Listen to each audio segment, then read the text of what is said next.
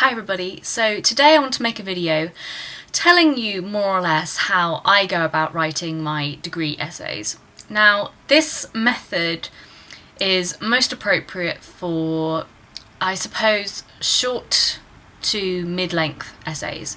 And short I mean 1,000 words, mid-length I mean 3,000 words. A long essay to a degree student would probably be 5 to 10,000 words. And beyond, of course, if you're going for sort of master's and PhD level. But this is for undergraduates, basically, and I suppose if you're a student at college or school, then this could easily be applicable to you if you want to stretch yourself and go beyond the realm of need to an extent and maybe impress your teachers. So the first thing I would say is write down your essay title, whatever it is. So let's say, for example, an essay I'm currently doing is how does Schopenhauer understand freedom? So I would write that down. Sometimes I would even write it literally in humongous, words on my big whiteboard in front of me. So I have that constantly screaming at me in my head, unavoidable from my field of vision, and that is my focus. Everything in the essay should be about that. Nothing can deviate from this question. So that is the first thing to do. And I think actually sometimes students forget to answer the question in exams and they wonder why they do badly. And to be quite honest with you, if you don't answer the question, how are you expected to do well? You need to answer the question and only the question. And in doing so, you will need to use a lot of research and a lot of resources. So that's my second point. So make sure you have read and reread your primary literature, which is probably the text that you are working from, because normally in sort of most arts subjects anyway, and I suppose in sciences too, you are working from a primary piece of literature. So if you're doing English literature, maybe you're studying some Virginia Woolf and you need to have read the particular novel like Mrs. Dalloway. So you must read, and you cannot circumvent this. You must read your primary literature. There's absolutely no way you will succeed in your exams and your essays without having read your primary literature. So once you've done the primary reading, you should move on to secondary reading, and this is where you can really show off.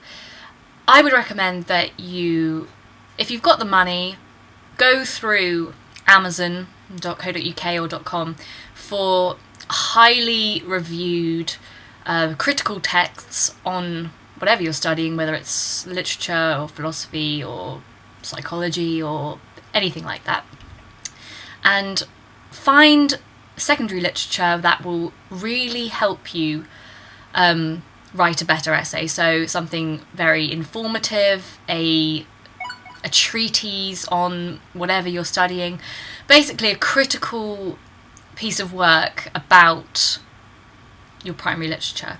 So let's say I'm reading Kant and I want to read some secondary literature on Kant. I might go to Henry Allison's Idealism and Freedom, for example. There are absolutely loads of different sources you can use for this. I actually like online journals.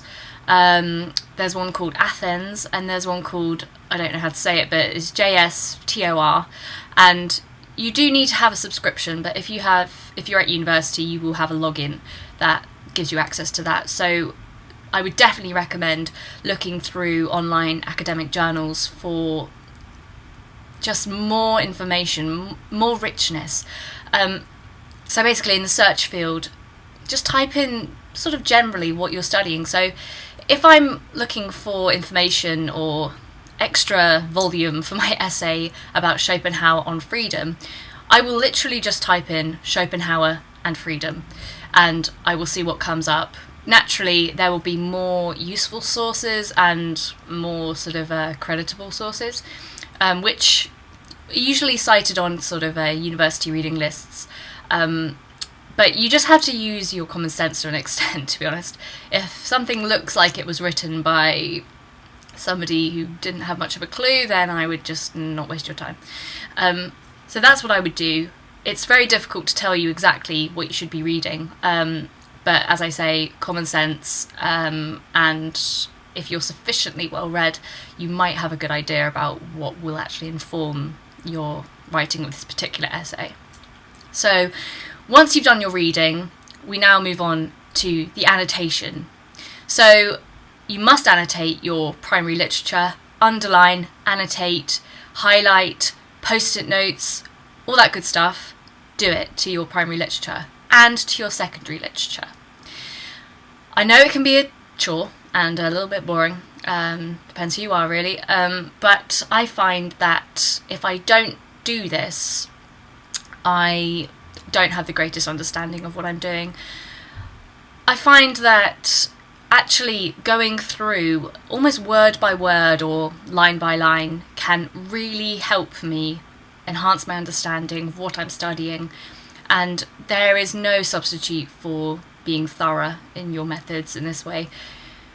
Honestly, it's what I've done throughout my academic career in English literature, of course, because every word does count. They're put there for a reason, and oftentimes the writer would write and rewrite and reselect words, so it's absolutely no good at all if you're just, passing by certain extremely important aspects of this text.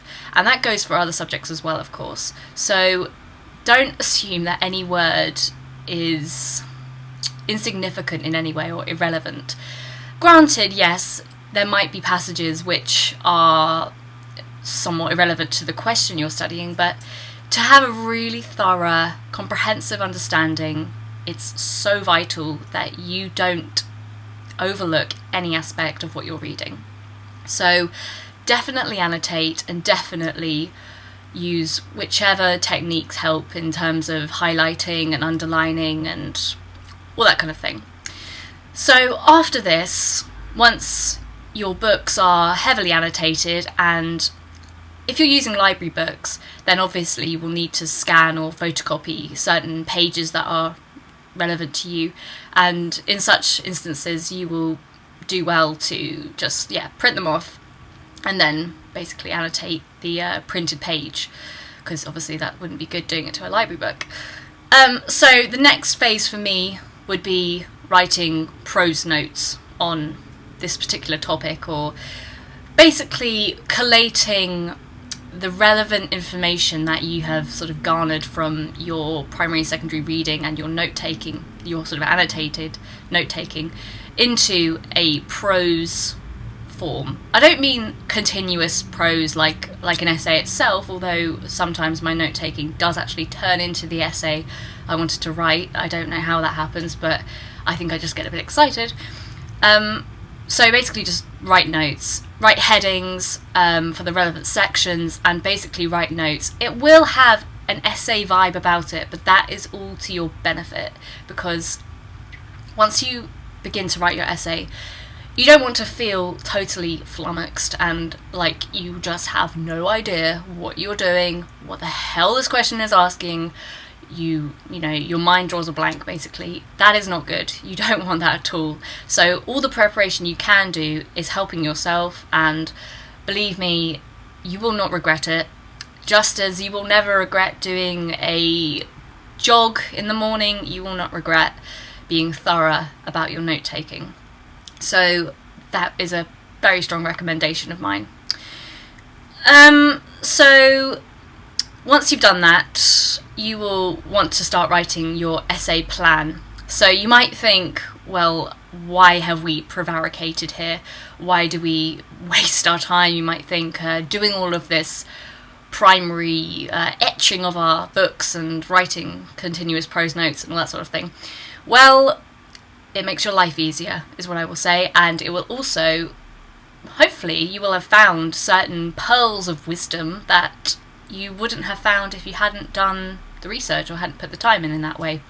So now we write our plan. So we look back at our essay title and we really look at the key, the instructive words basically. What is it asking me to do?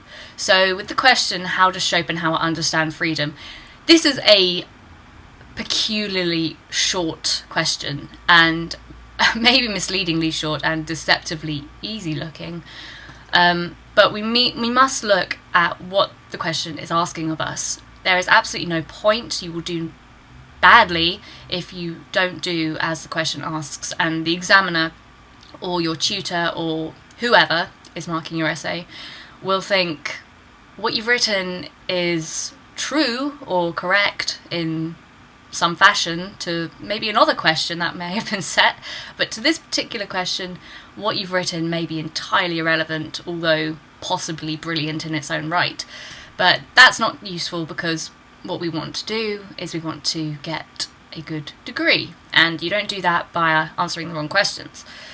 So I'm not really going to go into how does Schopenhauer understand freedom, of course, because that will be relevant to 0.01% of you, but generally you want to look at words like, or phrases, or command words or expressions like critically assess or critically discuss, or show how somebody, person X, the writer, comes to the conclusion that, or, usually you will have to do some sort of critical analysis and possibly an evaluation, but that's going to be down to your essay in specific. I can't really predict what will be on your questions. So that is basically the preparation that you need to do to write a decent degree essay. Obviously, writing the essay itself is a whole different beast, and it does require a fairly extensive amount of skill if you want to do it well and you want to get a first or a high grade. I'm not going to go into that now, how you would actually go about making your essay a belter, because it's a very subtle art and there just isn't the time right now. But hopefully my tips on how to prepare for your essay writing has been helpful, and I hope to make another video very soon. So thank you guys, bye.